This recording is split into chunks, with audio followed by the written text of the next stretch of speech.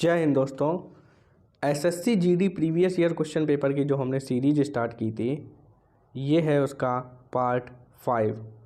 तो चलिए स्टार्ट करते हैं। पहला क्वेश्चन है, बोध गया एक महत्वपूर्ण बौद्ध स्थल क्यों है। देखो, जब बुद्ध धर्म की बात आती है तो बुद्ध धर्म में 5 बहुत इम्पोर्टेंट स्थल हैं जिनको हम ऐसे याद कर सकते हैं, LBSSK। LBSSK लुम्बिनी, बोधगया, सारनाथ, श्रावस्ती और कुशीनगर। LBSSK लुम्बिनी, बोधगया, सारनाथ, श्रावस्ती, कुशीनगर। देखो, यहाँ जन्म हुआ, उसके बाद ज्ञान प्राप्ति की, फिर पहला उपदेश दिया, फिर सबसे ज़्यादा उपदेश दिए और फिर मृत्यु हो गई।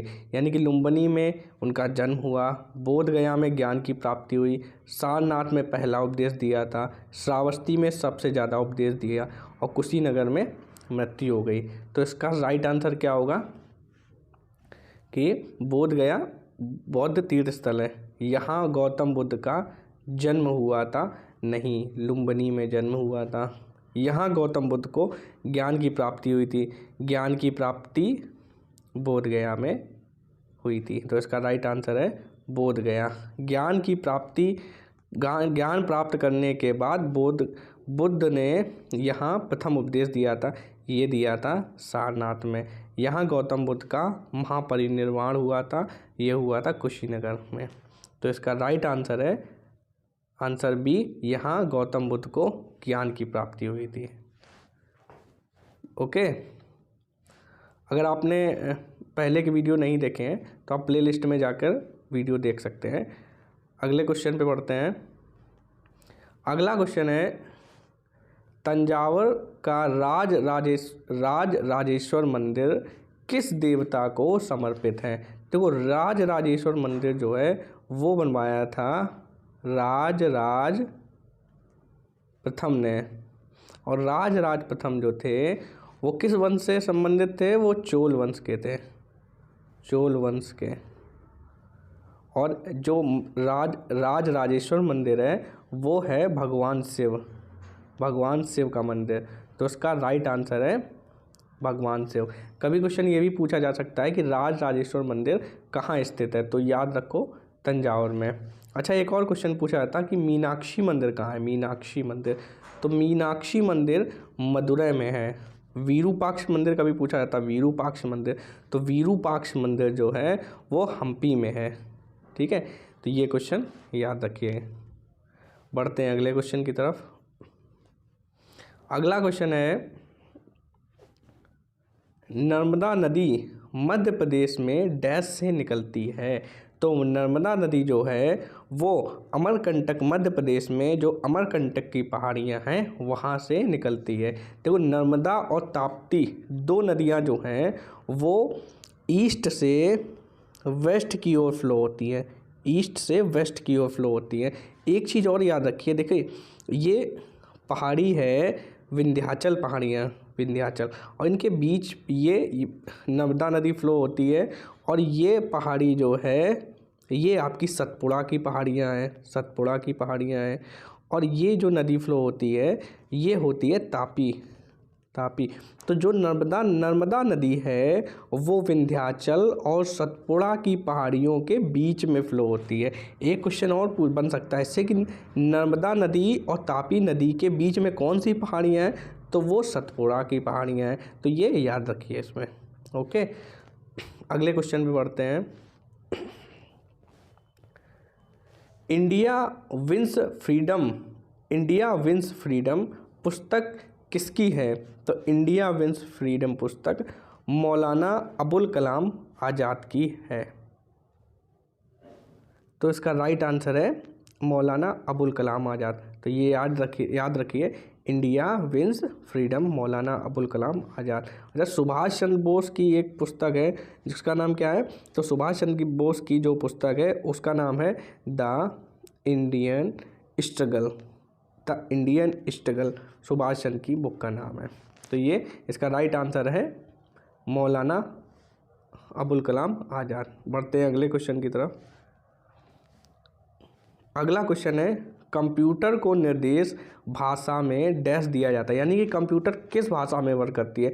तो कंप्यूटर की जो लैंग्वेज होती है वो होती है मशीन लैंग्वेज। मशीन लैंग्वेज जो कि 1 और 0 के फॉर्म में होती है, 1 और 0 के फॉर्म में। इसी को ही डिजिटल सिग्नल बोला जाता है, 1 और 0 के फॉर्म में।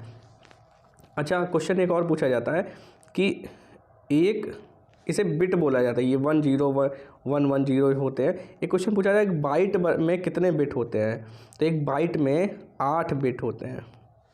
ओके, और इस क्वेश्चन का राइट आंसर है मशीन लैंग्वेज। ओके, कंप्यूटर की जो लैंग्वेज होती है वो मशीन लैंग्वेज। अगले क्वेश्चन की तरफ बढ़ते हैं।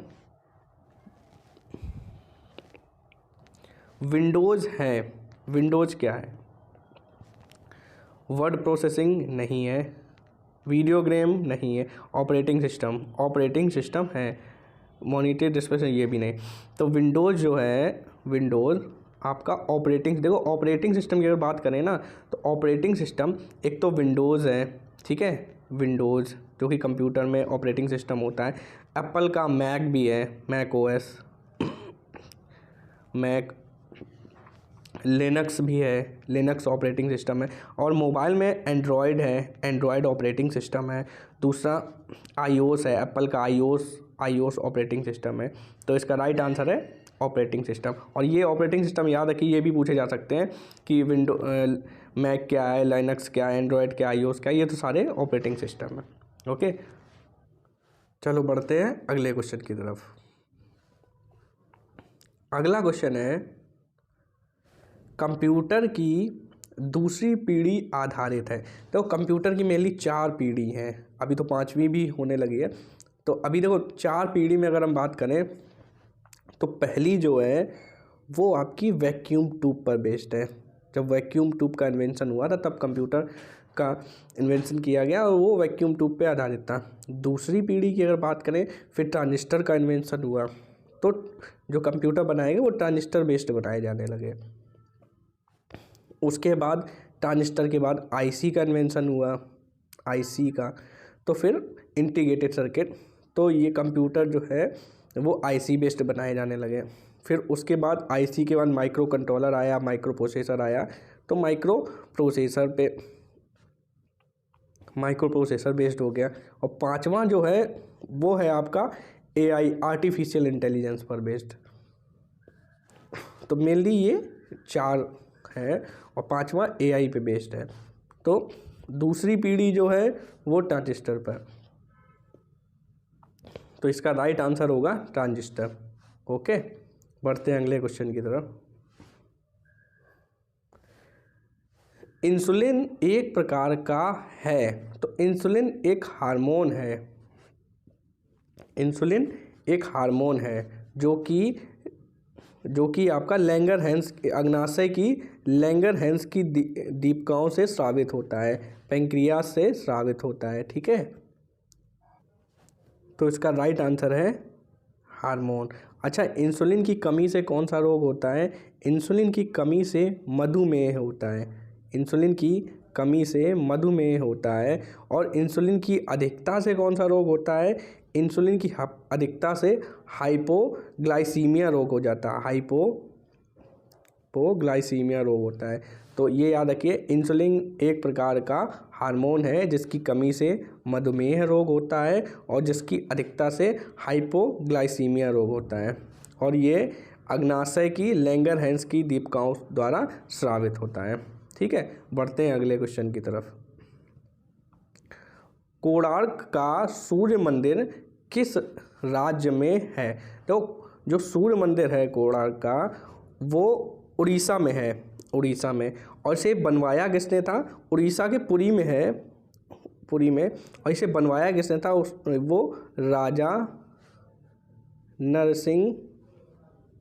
नरसिंह देव प्रथम ने ये बनवाया था। राजा नरसिंह देव प्रथम ने बनवाया था और ये उड़ीसा के पुरी में स्थित है। ये यार क्वेश्चन याद रखिए, क्वेश्चन बहुत पूछा जाता है, इम्पोर्टेंट क्वेश्चन है।